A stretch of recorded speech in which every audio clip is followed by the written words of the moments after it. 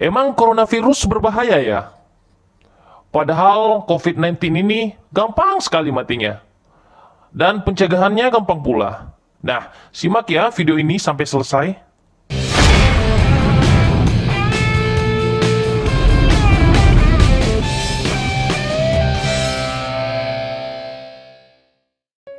Halo, selamat datang di channel Info Gila. Coronavirus 19 atau COVID-19 telah dinyatakan sebagai pandemi dunia oleh WHO. Apa itu COVID-19? Nah, pertama kali penyakit ini dilaporkan dari negara Cina, tepatnya di kota Wuhan, per 31 Desember 2019. Hanya dalam jangka waktu 2 bulan lebih, laporan per 21 Maret 2020, jumlah kasus penyakit ini telah mencapai angka 275.469 jiwa dan tersebar di 166 negara termasuk Indonesia. Dan angka ini semakin hari akan semakin meningkat. Coronavirus adalah famili virus yang menyebabkan berbagai penyakit, mulai dari batuk, pilek, hingga penyakit yang lebih parah. Virus ini sama seperti MERS, Middle East Respiratory Syndrome.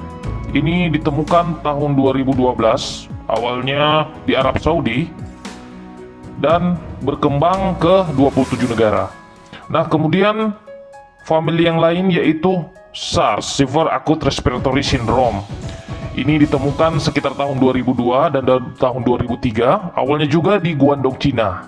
Dan ini menyebar sampai dengan 29 negara dan menyebabkan 10% kematian dari penderitanya.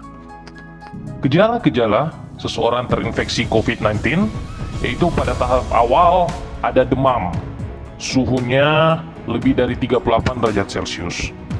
Kemudian ada gejala-gejala pernapasan yang lain, batuk, pilek, sesak nafas, kemudian lemas, tidak enak badan, mual muntah, sakit kepala, bahkan ada beberapa yang mengeluhkan sampai diare. Pada tahap lanjut, semua gejala tadi kemudian ditambah dengan radang paru-paru dan bronkitis. Biasanya ditemukan pada tanda klinis pasien dan pada foto ronsennya. Nah, ada beberapa istilah pada COVID-19 ini, yaitu pertama, OTG atau orang tanpa gejala.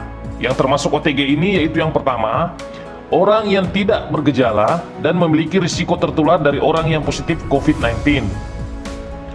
Kedua, orang tanpa gejala yang merupakan kontak erat dengan kasus positif COVID-19. Inilah yang termasuk dalam OTG. Kedua, ODP atau orang dalam pemantauan.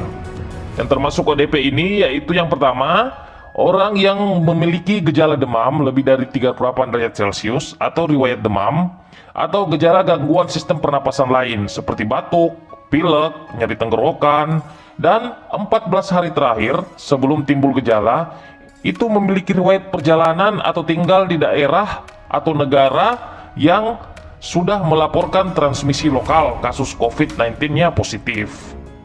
Kemudian kedua, orang yang mengalami gejala gangguan sistem pernapasan seperti batuk, flu, pilek, nyeri tenggorokan, dan pada 14 hari terakhir sebelum timbul gejala memiliki riwayat kontak dengan kasus yang sudah positif COVID-19. Nah, yang ketiga yaitu PDP atau pasien dalam pengawasan. Yang termasuk PDP ini yaitu yang pertama, orang dengan infeksi saluran pernapasan akut, yaitu demam lebih dari 38 derajat Celcius atau riwayat demam, disertai salah satu gejala penyakit pernapasan seperti batuk, sakit tenggorokan, pneumonia ringan, hingga berat. Dan pada 14 hari terakhir sebelum timbul gejala, memiliki perjalanan ke negara atau wilayah yang sudah ada kasus COVID-19 positif. Kedua, orang dengan keluhan demam, suhunya lebih dari atau sama dengan 38 derajat Celcius, atau riwayat demam, atau ISPA, infeksi saluran pernapasan akut, dan pada 14 hari terakhir sebelum timbul gejala, memiliki riwayat kontak dengan pasien dengan hasil pemeriksaan COVID-19 positif. Yang ketiga, orang dengan ISPA berat atau pneumonia berat yang membutuhkan perawatan di rumah sakit. Dan tidak ada penyebab lain yang menyebabkan munculnya gejala-gejala tersebut. Nah, berikut bagan penanganan untuk pasien yang tergolong OTG, ODP, dan PDP. WHO telah mengubah istilah social distancing menjadi physical distancing. Nah, apa yang perlu dilakukan saat physical distancing ini? Yang pertama, tidak berdekatan atau berkumpul di keramaian atau tempat-tempat umum. Jika terpaksa berada di tempat umum, gunakanlah masker. Kedua, tidak menyelenggarakan kegiatan atau pertemuan yang melibatkan banyak peserta. Ketiga, hindari melakukan perjalanan baik keluar kota ataupun keluar negeri. Keempat, hindari bepergian ke tempat-tempat wisata. Kelima, mengurangi berkunjung ke rumah teman dan kerabat, serta mengurangi menerima tamu. Keenam, mengurangi frekuensi belanja dan pergi berbelanja, kecuali saat benar-benar butuh, usahakan bukan pada jam ramai. Ketujuh, menerapkan work from home, maksudnya bekerja dari rumah. Kedelapan, jaga jarak dengan orang lain, minimal 1 meter saat mengantri atau duduk di bus atau kereta. Kesembilan, untuk sementara waktu, anak sebaiknya bermain sendiri di rumah. Dan kesepuluh, untuk sementara waktu, dapat melaksanakan ibadah dari rumah. Coronavirus ini bisa bertahan lama loh di beberapa benda. Di aluminium, 2 sampai dengan 8 jam. Di sarung tangan, bisa bertahan sampai 8 jam. Di besi, 2 hari. Di kayu, bertahan sampai 4 hari. Di kaca, bertahan sampai 4 hari. Di kertas, 4 sampai 5 hari. Di plastik, bahkan bisa bertahan sampai 5 hari. Jadi, bila menyentuh barang-barang yang tadi, atau berjabat tangan dengan orang lain, jangan sekali-sekali menyentuh muka, mulut, hidung dan mata sebelum mencuci tangan. Bagaimana ya pencegahan biar kita tidak terinfeksi dengan coronavirus ini? Pertama, cuci tangan rutin dengan air dan sabun atau menggunakan hand sanitizer, terutama setelah batuk, bersin, atau menggunakan toilet, sebelum menyiapkan makanan dan setelah kontak dengan pasien atau barang personal pasien. Kedua, menghindari menyentuh mata, hidung, atau mulut dengan tangan sebelum mencuci tangan. Ketiga, gunakan masker di tempat keramaian. Keempat, menghindari kontak dekat. Usahakan jaraknya kurang lebih 2 meter. Kelima, terapkan etika batuk dan bersin. Keenam, lakukan pola hidup bersih dan sehat. Ketujuh, masak produk hewan sampai matang.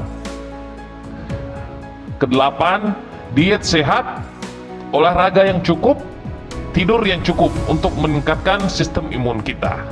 Berjemur di matahari pagi, sekitar jam 10-an, kurang lebih 10 sampai dengan 15 menit.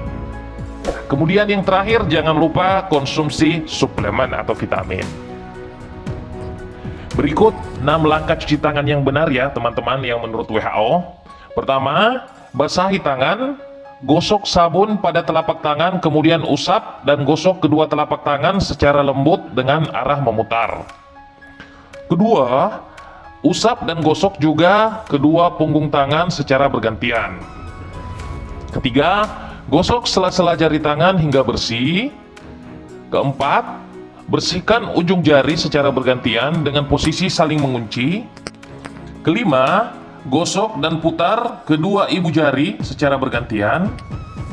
Keenam, letakkan ujung jari ke telapak tangan, kemudian gosok perlahan. Bilas dengan air hingga bersih dan keringkan. Untuk etika batuk dan bersin, gunakan tisu atau masker atau gunakan lengan baju bagian dalam jika batuk. Kapan masker kita gunakan? Masker digunakan pada orang yang memiliki gejala batuk atau bersin. Jadi, kalau kalian orang sehat, tidak perlu menggunakan masker. Kecuali, orang yang sehat yang menggunakan masker yaitu pada orang sehat yang merawat pasien dengan suspek infeksi coronavirus. Dan menurut data, ternyata makin tua usia, makin rentan untuk terinfeksi. Kapan seseorang yang terinfeksi coronavirus dinyatakan sembuh dan bisa pulang ke rumah? Nah, dinyatakan sembuh apabila hasil pemeriksaan PCR negatif 2 kali berturut-turut dalam selang waktu 2 hari. Bagaimana kalau tidak ada pemeriksaan PCR? Klinis pasien ada perbaikan walaupun tidak menggunakan oksigen dan hasil fotoronsennya menunjukkan perbaikan. Kemudian kedua, perbaikan klinis dengan saturasi oksigen lebih dari 95%. Oke, demikianlah Sobat Info Gila. Sedikit info mengenai coronavirus 19 atau COVID-19. Jika ada pertanyaan, silakan di kolom komentar. Sekali lagi, jangan lupa like, subscribe, dan nyalakan lonceng notifikasi untuk mendapatkan informasi video terbaru dari kami. Terima kasih.